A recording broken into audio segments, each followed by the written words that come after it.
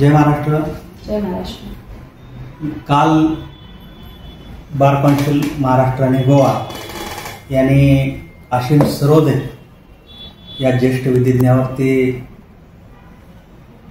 केलेली सनद रद्द करण्यासंदर्भाची जी कारवाई आहे ती अत्यंत बेकायदेशीर आहे. सर्वप्रथम शिवसेना उद्धव बाळासाहेब ठाकरे पक्षाच्या शिवविधी व न्याय कक्षाच्या वतीनं मी ह्या निर्णयाचा तीव्र शब्दात आम्ही निषेध व्यक्त करावा.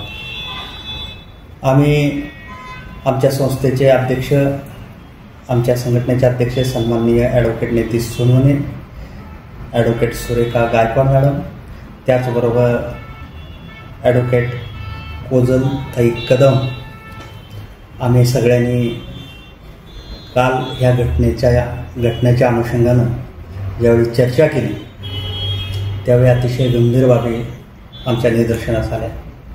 वास्तविक अशा प्रकारची कारवाई करण्याचा अधिकार या बार कौन्सिल ऑफ महाराष्ट्र आणि गोवाला मुळीच नाही. बार कौन्सिल महाराष्ट्र आणि गोवा यांनी गेल्या 5 वर्षाचा कार्यकालखंड असताना आता 8वं वर्ष असताना देखील निवडणुका घेतल्या नाही.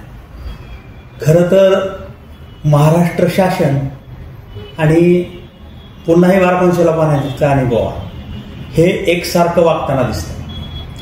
महाराष्ट्र बार कौन्सिल आणि गोवा हे जे आहे ते एखाद्या राजकारण्याची किंवा राजकीय पक्षाचे बटीक म्हणून काम करताना दिसते. अशा प्रकारच्या सुनावण्या आपला कार्यकाल संपल्यानंतर ह्या विद्यमान समितीला करता येईल का, हा खरा आमचा सवाल आहे. महाराष्ट्र बार कौन्सिल आणि गोवा ही वकिलांचं हित संवर्धन करणारी एकमेव संस्था आहे. या संस्थेनं वकिलाचंच हित संवर्धन केलं पाहिजे असं आमचं ठाम मत आहे. तुम्ही वकिलांच्या हितावरती, वकिलांच्या हक्कावरती, त्यांच्या संविधानिक अधिकारावरती जर गदा आणत असाल तर आम्ही कधीही सहन करणार नाही. या संदर्भात आम्ही संपूर्ण राज्यभर आवाज उठवणार, या घटनेची जनजागृती करणार, वकिलांना समर्थन देण्यासाठी शिवविधी व न्यायशाना निश्चितपणाने पुढाकार घेत राहील. महाराष्ट्रामध्ये अनेक प्रश्न आहेत, अनेक गोष्टी आहेत, परंतु या महाराष्ट्र बार कौन्सिल आणि गोवा यांना इतकी काय घाई होती की हे प्रकरण तातडीनं घेतलं आणि आज त्याचा उशिराने दिलेला निकाल देखील आता ह्याची अंमलबजावणी करण्याचा आग्रह धरत आहे. उद्या येत्या 12 तारखेला महाराष्ट्रातील अत्यंत महत्त्वाच्या आणि संवेदनशील प्रश्नावरती सुप्रीम कोर्टात सुनावणी होते. संपूर्ण राज्यभर सर्वसामान्य जनतेत देखील ही चर्चा आहे की केवळ असीम सरोदेंनी या केसच्या अनुषंगानं तिथं वकिली करू नये, याच हेतूसाठी, या दुष्ट हेतूनं अशा प्रकारची कारवाई केली. खरं तर ही संघटना नेमकं कुणाचं हित संवर्धन करायला चालले आहे?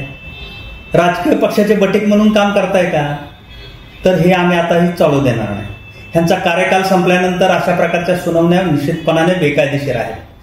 कारण आतापर्यंत आम्ही बघतोय की वकिलाचं हितसंवर्धन बाजूला राहतं आणि नको त्या गोष्टीला हितखतपाणी दिलं जात आहे. वास्तविक विधान परिषदेचे सन्माननीय राहुल नार्वेकर असतील किंवा कोश्यारी भगतसिंग असतील, त्यावेळेचे राज्यपाल, यांच्याविषयी जे काही शब्दावली असेल किंवा ज्या बाबीवरती भाष्य केलं असेल ते काही न्यायाधीश नाहीत, न्यायमूर्ती नाहीत, त्यांची अवहेलना होण्याचा प्रश्नच येत नाही. ह्याच्यावरती अनेक वेगवेगळ्या माध्यमातून टीका टिप्पणी होत असते. सर्वसामान्य नागरिक म्हणून आपण टीका करत असतो. राजकीय पक्षावर असेल, मंत्री महोदयावर असेल, मुख्यमंत्र्यावर असेल, पंतप्रधानावर असेल, राष्ट्रपतीवर असेल, आपण वेगवेगळ्या पद्धतीनं आपण संविधानिक अधिकारातून आपण ह्या सगळ्या गोष्टी व्यक्त होत असतात आणि हे करत असतो. असं असताना जाणीवपूर्वक बार कौन्सिल ऑफ महाराष्ट्र आणि गोवा जर हेतू पुरस्कर असीम सरोदेला रोखत असेल तर आम्ही हे सहन करणार नाही. यासाठी आम्ही राज्यभर वेगवेगळ्या माध्यमातून जनजागर करणार आहोत आणि वकिलांना देखील सन्मानाची वागणूक मिळावी यासाठी आमची ही विधी व न्यायशाना कार्यरत राहील. धन्यवाद.